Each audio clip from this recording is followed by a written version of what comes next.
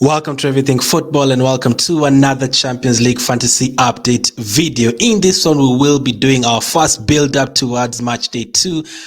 We will be talking about the transfer tips, but first of all, what an incredible match day one we had. A lot of goals, a couple of surprises, a lot of big name players scoring once again, the likes of Lewandowski and Haaland, as expected from all those guys. But a couple of unfortunate events like Benzema getting injured, and someone like me, I did have him captain, but luckily my second player on the second day did deliver. So, which three players should we be getting? There's a lot of players I can talk about. I've thought about 6, 7 players that could be good options for match day 2, but I will be doing a couple of different videos, including a limitless video, wildcard video. But first, let's do the transfer tips. So the first player I've thought about and I've watched play and has a good fixture next up is this guy from Shakhtar. His name is Mudryk. What an incredible performance against Leipzig. A lot of people had gone from Kunku, Werner, all these guys from Leipzig, thinking Leipzig would beat Shakhtar, but Shakhtar absolutely demolished Leipzig by 4 goals to 1, and Mudryk was one of the standout players. Here were his stats from the first game.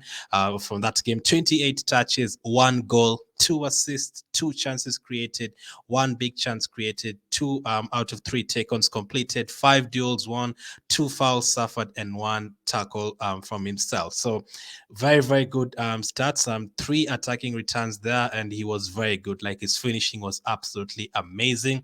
Obviously, next up, he was playing against Leipzig, and next up he's playing against Celtic at home. Can you guess how badly Celtic were beaten last time? Or not badly, they did well against Real Madrid, but Celtic did lose 3 goals to 0. So a Celtic team that has just conceded 3 goals is what Mudryk is facing next up at home. A home game for Mudryk and Shakhtar Donetsk against Celtic. I think he can do very, very well, and it's only going to cost you 6 million. So if you're thinking about replacing one of your cheaper players in your team, or you're looking for someone differential, here's the guy. 6 million is what he is going to cost you. So that is my first option. Second up, let's talk about an Ajax player, Berghuis. I mean, I was live for this watch along, thinking of supporting Bergwijn because he was my captain on the second day.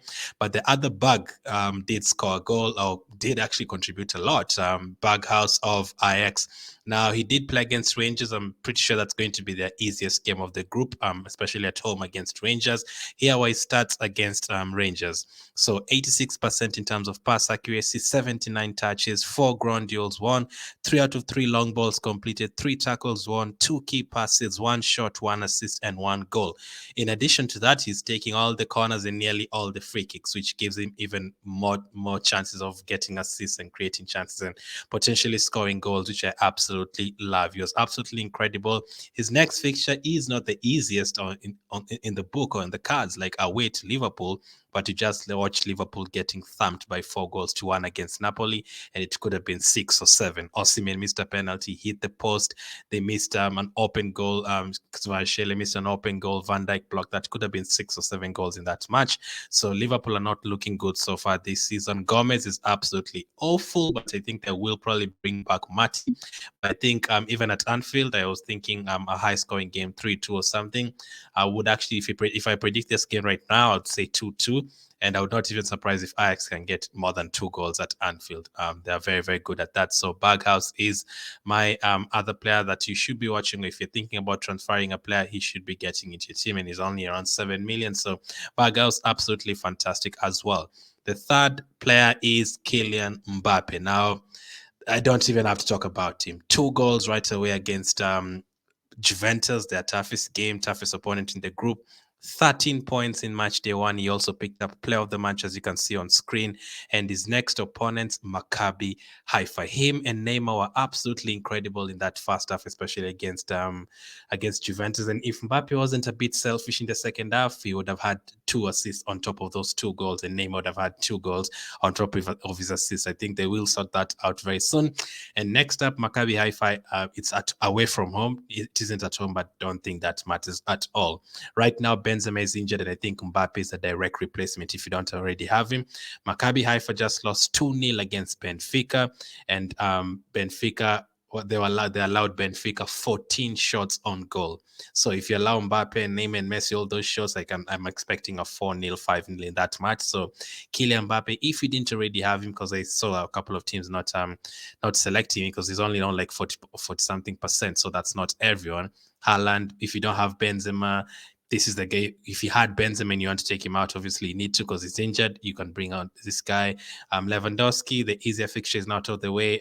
They're now going away to Bayern Munich. Do you expect Lewandowski to score another hat-trick there? I really doubt so. Mbappe is the guy to go for if you didn't already have him. So I will probably include him in the Limitless video as well. But for this one, I think he should be a part of our transfers right away. So those are the three players I have talked about: Berghuis, Mudryk, and Mbappe. So two midfielders and one striker. I think they're very good options. There's other players that I could have added on this list that did very well and had good fixtures. Like for example, if you take out Vinicius and he didn't have, if you take out Benzema and he didn't have Vinicius, I think is a very good option. He's playing against a Leipzig team that conceded 4 goals against Frankfurt. I think he could be against Shakhtar.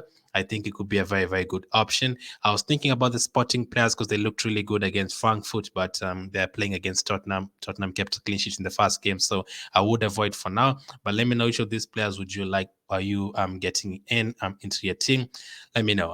Thank you for watching, and I'll catch up with you on the next one.